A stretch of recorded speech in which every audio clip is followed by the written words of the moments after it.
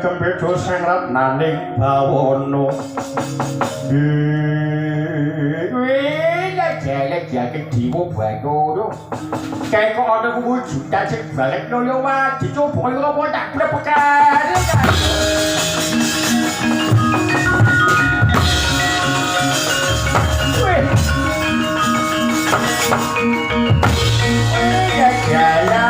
ya jalan oh ada kuda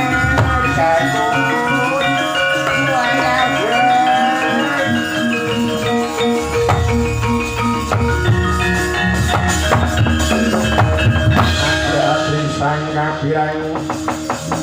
rinang kula kinempet kempedo sangrat naning bawana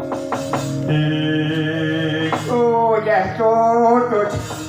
kowe iki janjian iki apa to li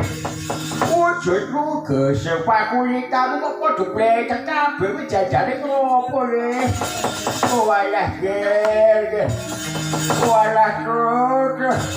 Gede panuto tak dido karo pun papai lho Le. Panuto dido iki kowe bakal tak goleke topo lho Le.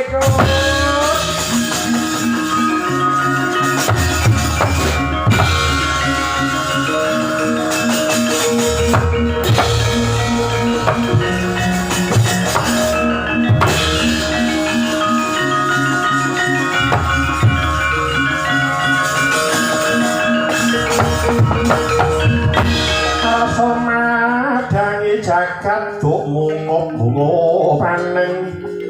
sapu caking ukil marababak ban sumirat kena soroting surya mega lan gunung-gunung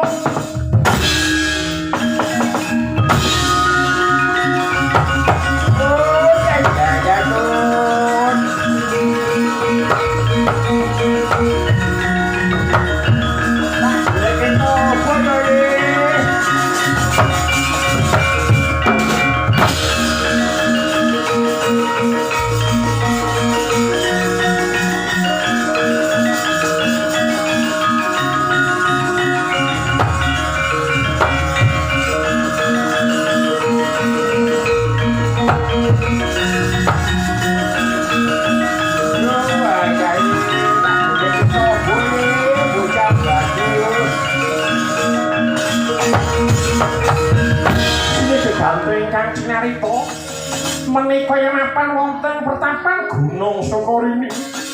sinten to mangul yoga brata yen to dewa wenang wisik ratu jejuluk yen to pendhita wenang peparek sinten to peparek sang brahmana mimpuna peparek sang resi guritna nalika samana nedeng pantrat swedi madinding nyuwun kamuraning Gusti Awit kahanan jagat manggih tata titentrem kacarita sang uragil pringgel Raden Kala Bendana ing mabur wonten ing antariksa ngopadi dununge retombo jatan sing adi ngungkuli pandhita tapa kena dayaning pangalih bodhawah wonten ing Bantul oh ya iki tak dene to boyo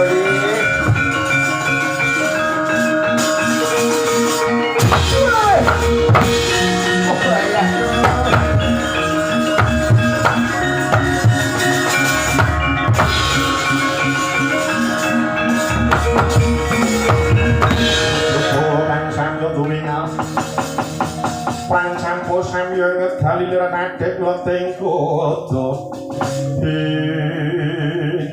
iya jagat dewa Bathara jagat nangis tunggara iki kok ana wujuding buta bajang kang wani mlebu ana ing pertapan Gunung Sukorini kene ngaku sapa sing dadi prajekamu jadi gekul para putih punika Prabat kula niki redeng goleki usah dawet anak kula pun Gatut Kaca menika keke kempayanipun sinten menika Prabat ngatos pakulitanipun punika praya Prabat kula nyuwun sabiyantu kula pitados panjenengan punika pendhita ingkang manji sawabipun Prabat yen kaya mangkono pemuli bawan mrene kaya napa Pak usah nggih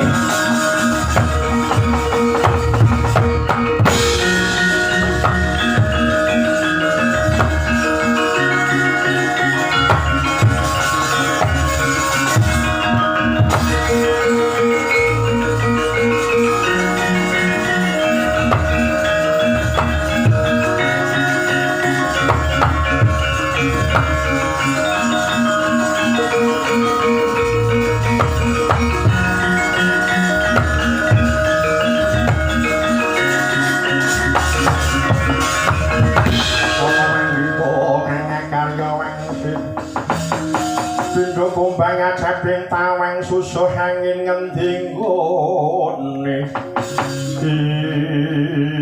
ya jagat Dewa Bathara ya jagat Mangestu Ngara ora tomengku iki larang-larang kepiye kok dadi bocah bagus iki dadi wujudan kang kaya mangkene mlonyoh pakulikane satemah nglonyom sing dadi pasoryane iki iki dari kula dhewe bocah pakertos kula pitadone sampeyan iku pun didosi sawape panji perbuas prawuh diterpake kanggo dipun usah dan kunti kali riyen kados pundi kawontenanipun puluhan kula menika perbuas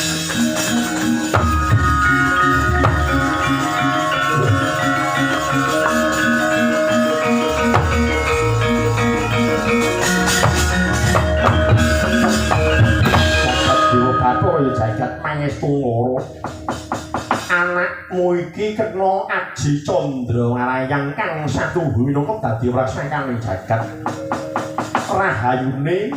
awit saka sentosa lair lawan babine si Gatotkaca ora lebur dadi awu sebab Candrawayang kuwi pancen duweni katiasan kang banget digrisi kena gunung bisa jugruk segara biswasat yen to tiba dadane menungsa rawuh bakal lebur tanpa dadi nanging bejane isih pinayungan dening Gusti satemah anakmu iki ya monggur sawetara wanci iki nembe kantoko banding bocah iku lan dosa coba kaya ngapa tak waluyake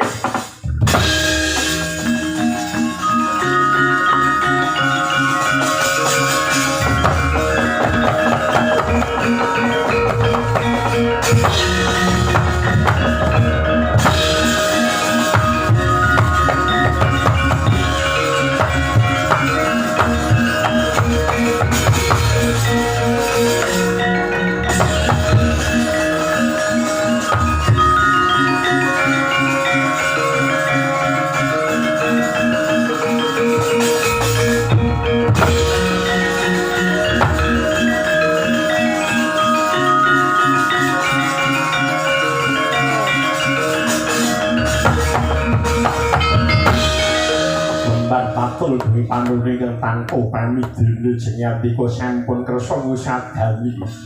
ingkang putraka saged paluying jati-jati katemah nirmala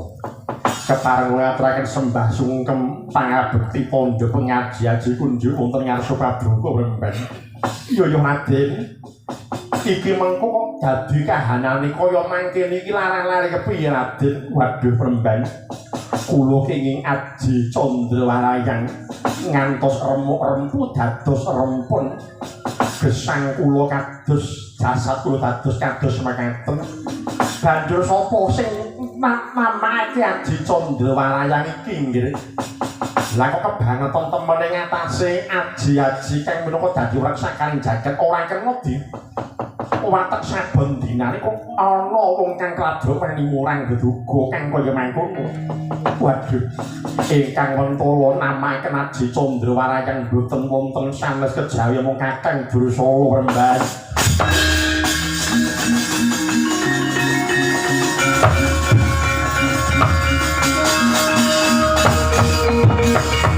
jagat Dewa Bathara jagat Mangestu Ngara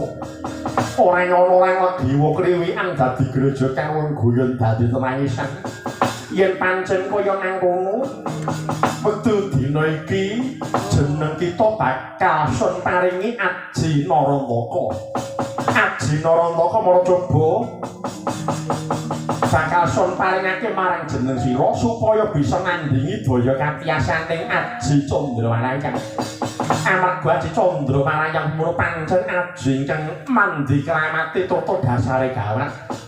mula kudu ditandingi nganggo cara kang kaya mangkene kira-kira sliramu saguh apa ora kuat apa ora kesinungan wujuding Aji Narantaka nggih Remban lakar mekaten dados Paduka keparing sendika ngestaken dawuh ning aja mbok go saben dinane yo nggih awit Aji Narantaka iki kula pancen sekti kalintang jayaning perang tegese iki ngono ora kena diwatek saben dina kudu milah lan milih kudu sing prayitna aja kanggo sembarangan nggih ngestaken dawuh Sigrobala kang samya tumingal prang campo samya ngedali lir kadhet loding krada nalika semono sedakon saluku juga nutupi baban mawa sanga inggih sang begawan para Siguritna Siguranetek wujuding aji candra ayang jelek manjing wonten anggalipun Raden Gatotkaca.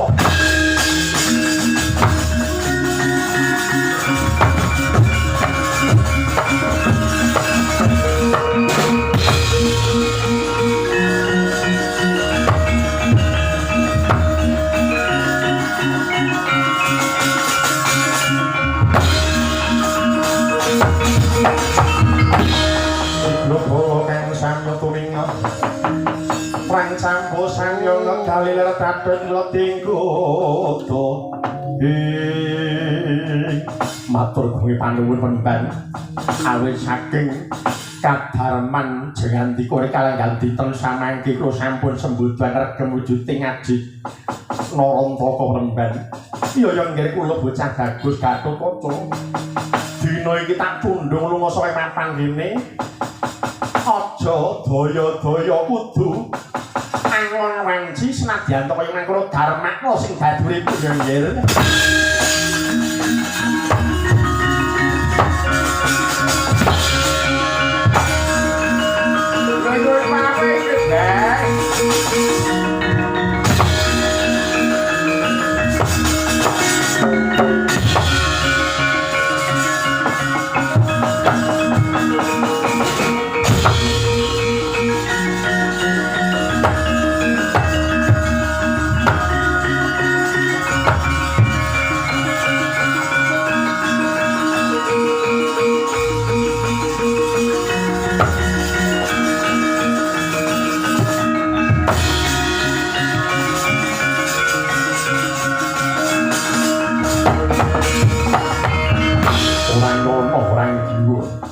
Ayo Kakang Dursala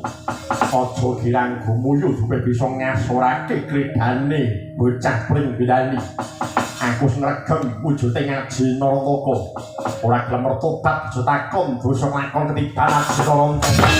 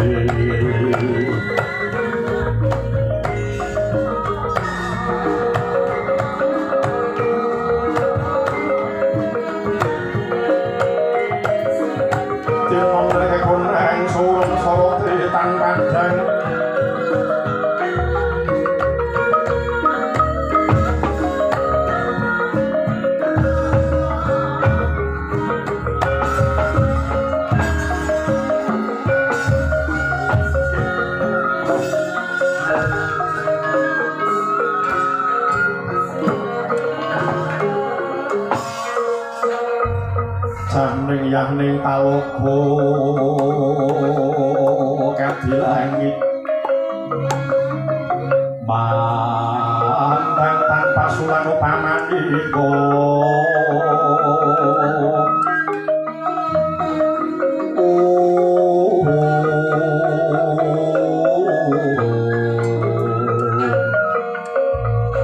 lintang dolya kusuma pandrah wana sumawur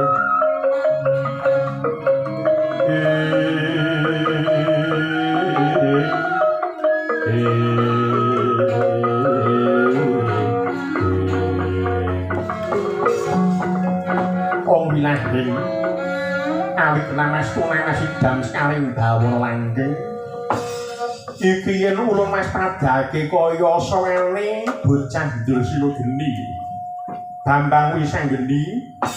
apa wigatine dene ora ulun timbali jeneng kita munggah ana ngondarandur bawana kanthi nggawa badan wadakine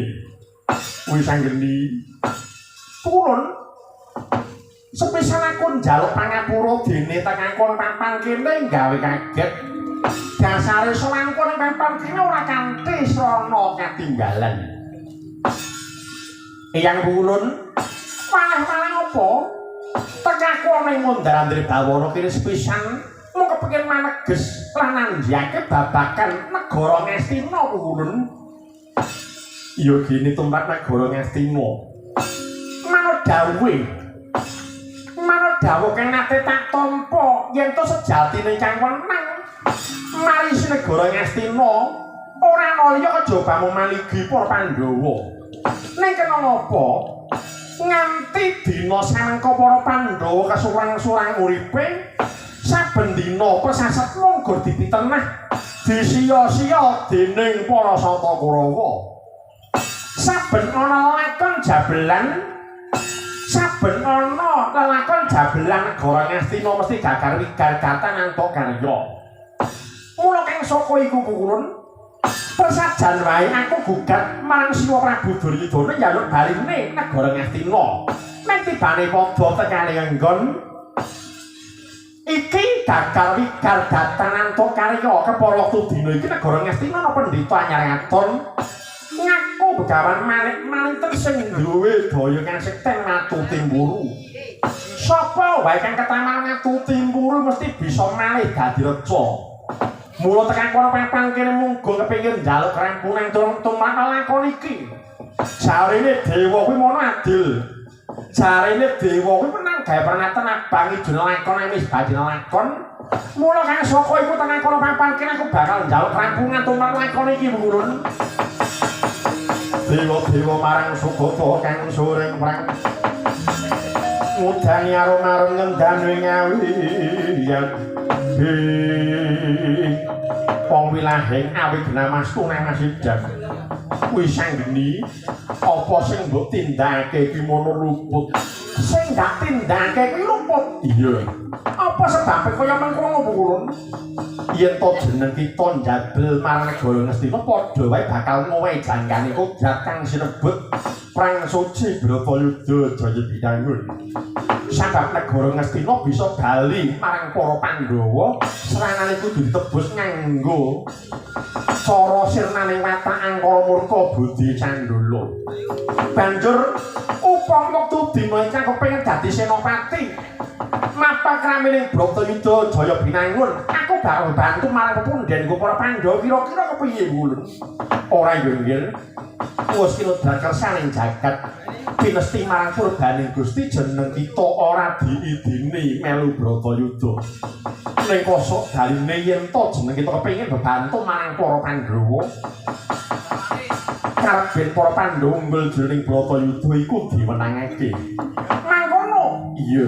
banjur kepiye carane mulih Bambang Wisanggeni ora ketang aku kepengin udu tukakan muktene para Pandhawa Ulun ngene Bambang Wisanggeni iki tampan ala wujuding wahyu godhointen kinarya srana rumating punagi sirnane watak angkara murka Budi Candala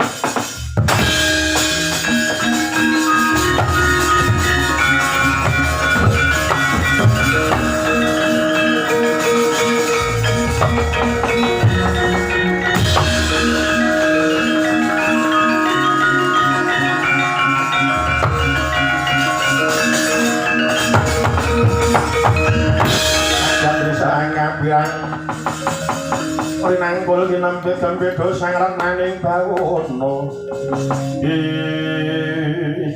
iki wujude wahyu godhointen Ulun iya dasar kepara nyata banjur srana apa kang kudu tak tindake mangkene yo nggih dina samengko sing angka sepisan pulihna kadang-kadangmu kang wis dadi reca dene kaping pindho Bathara Durga kala kudu ruwat awit saka dayane godhointen iki merga yen ra diluwatan urung besok bakal dadi pepalang sumadrining Bratayuda Jaya Binangun kanthi srana ruwating Bathara Kolan Betari Durga Bratayuda bakal lumadi kanthi benerang becik tegese para Satakura ora bakal njaluk bantuan tumraping ungguling Bratayuda awit para Kurawa kuwi mono yen to ana pekecpeng Pancabaya ubayane mbalijani ora wuruna bakal nyambat marang ratuning bangsa lembut. Mula kang sapa iku arep ben Bratayuda ngadil ruwaten punagine Bathara Kala kelawan Betari Durga. Kaya mangkono Wulun. Iya. Ya yen pancen kaya mangkono kaya sira dawuh maneh. Ya tumuli dina iki tak tundung serapan kene. Matur dipanuwun Wulun. Aku bakal bali menyang Sarada.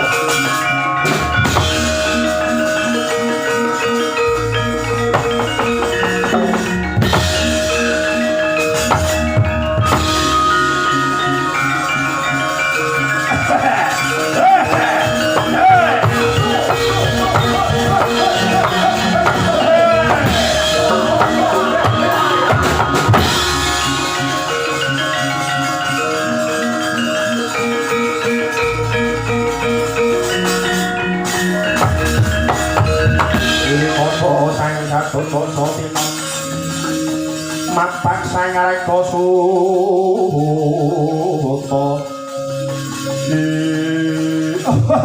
ladal mentas megulanyar kowe iki ayo kakang Dursawa Maracoba tumunge akasa sambat wong lanang tumunging Pradewi sambat wong wadon ayo tandingono iki bocah pringgondan wah iki sok apik bongko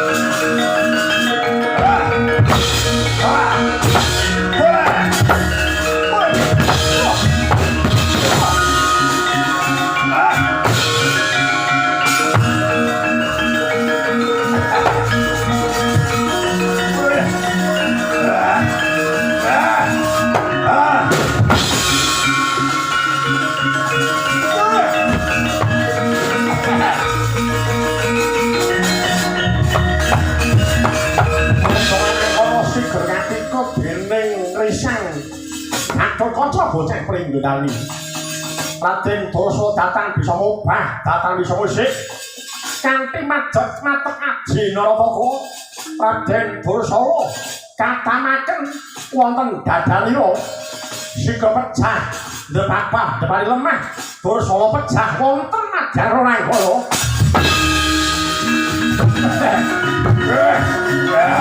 aku bocor iki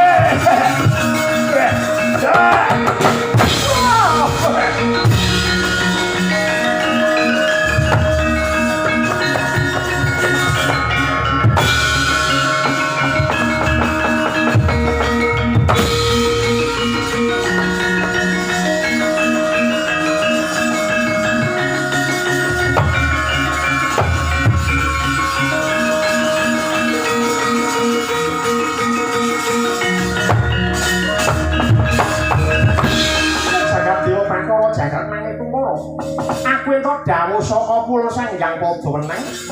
kenen mau nyake para kadang-kadangku kang sawetara dadi reca ya coba yang plak ungkulane nganggo godho enten iki karep ben pulih ya kuwi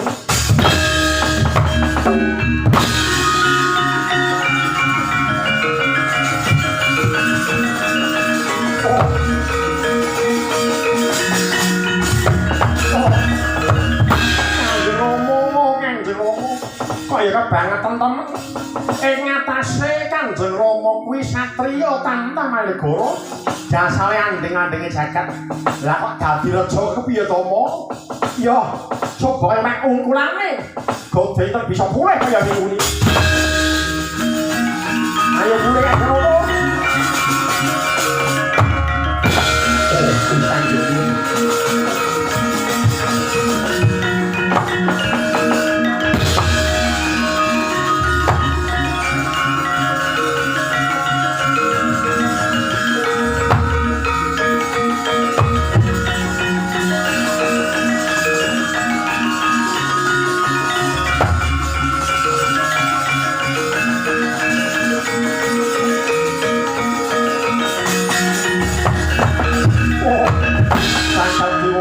Jagat manus tungkara ora nyono jiwa siwa kabeh paman setyaki karo Kakang Antareja dadi reca tak ungkuli kena daya sarepe godhong pulih kaya ngene ayo pulih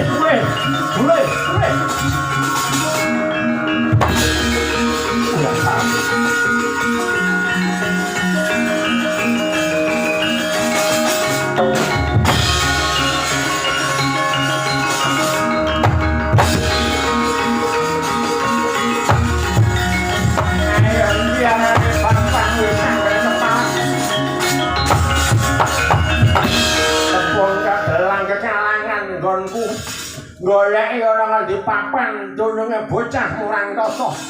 kaya wangune bocah nyedakno papane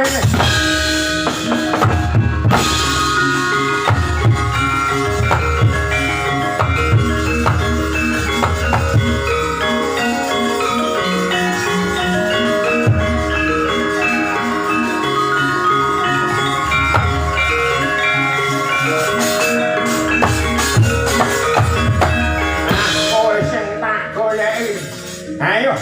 nungkul apa ora ladan begawan maning-maning ten aku tak kandha karo kowe sipating brahmana kowe sipating pendhita nanging geniya moralmu mursal kaya mengkono ayo mongko sing ala tembung pendhita kuwi mulih dipundi lan ditata sing dipundi ilmu batine sing ditata saleh dalan nang geniya wektu dina iki kowe ndedel kagerakan kadang-kadang mbok ungkuli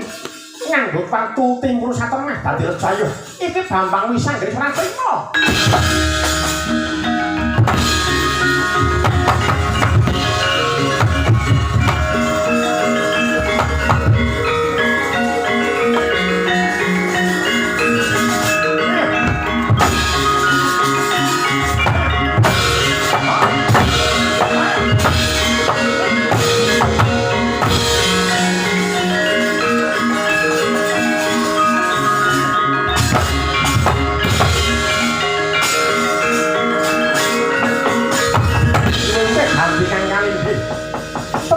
nalika Begawan manik-manik tenan Bambang Wisanggeni nalika semana Bambang Begawan manik-manik kena daya pangwasane godhenten Badar Satri wujud nenggih Batari Durga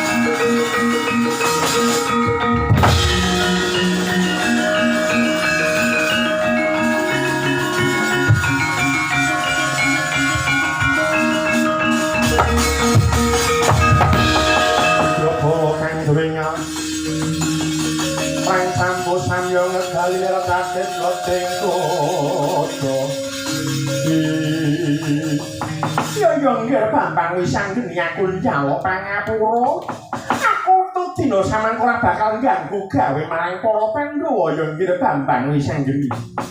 Batari Durga aku wis entuk idi panilah saka pukulan Sanghyang Bathara Wenang supaya ngruwat marang penandange jeneng sila jande wektu dina iki wis mapak ramene Bratayuda tata dasare jagat iki wis tuwa. Mula wektu dina iki kowe kudu sirna saka lumeng bumi sakrepeng langit. Kabeh ora nyandungi lan kurang ngribeti jagat kang bakal duwe gawe gedhe. Sinebut Bratayuda jaya binangun. Mula manut wektu dina iki kudu sampurna. Kena dayane go dinten lan entuk idi palilaing Gusti. Guru Kemendak kala sirna pinayingan kala cakra bali marang asal mulya.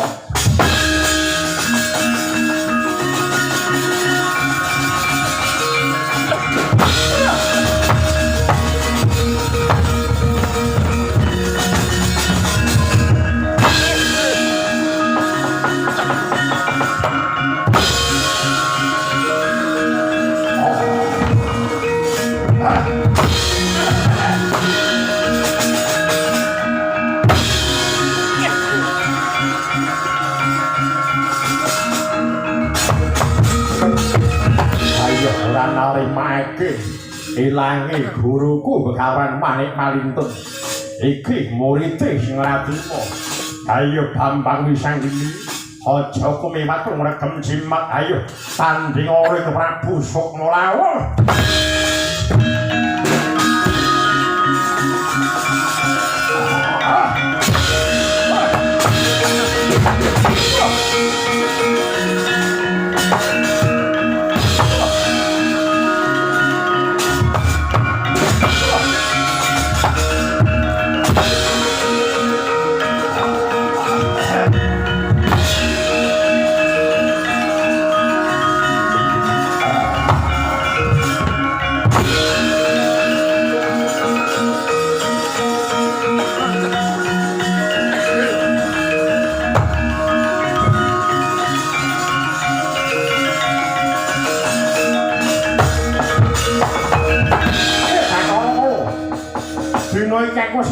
panilah saka pun sanggang bakor meneng supaya ngruwat marang jeneng sira gandeng wis mapak rame ning Bratayuda tata jagate wis tuwa mula kowe kudu sirna saka lumeng bumi sakreping langit kabeh ora nyandungi lagi ngribeti jagat sing bakal duwe gawe gedhe Bratayuda jaya binangun mula dina iki pukulan kowe kudu sampurna kena dayane go dinten entuk idi panilaing Gusti Dur Kemendak kala sirna pinayingan kala cakra bali marang asal mulya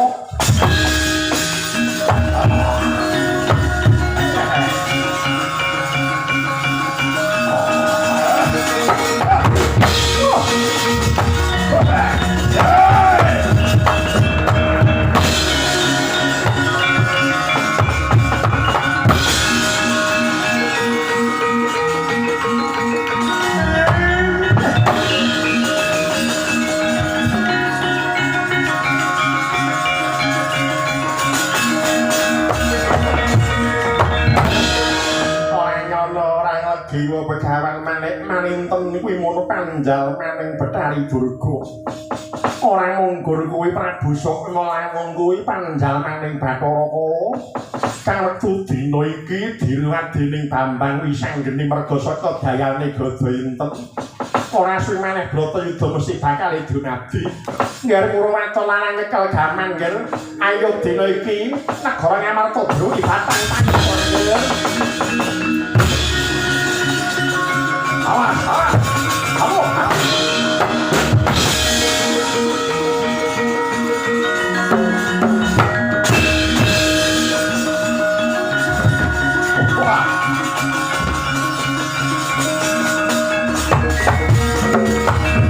Wargutolo, opo,